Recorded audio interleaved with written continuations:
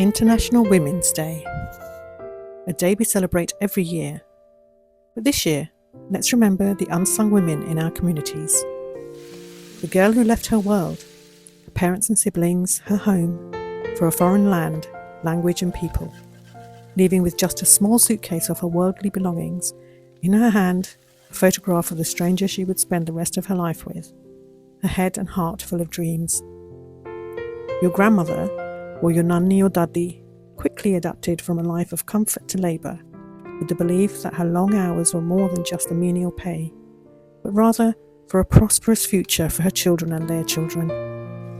Starting from the bottom, she carried herself with poise and elegance, doing her best to instill a lifelong connection between her children and their roots. She may not have been schooled back home, but she was civilised, and a woman of good morals and the highest of principles. She bore children, suffered postnatal depression, and in later years went through the menopause, all on her own, with no help from external resources. Her sacrifices won't get a mention, and you may think she should have been stronger and a voice for the future generations.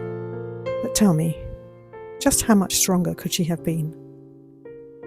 Remembering our queens, who will always reign in our hearts.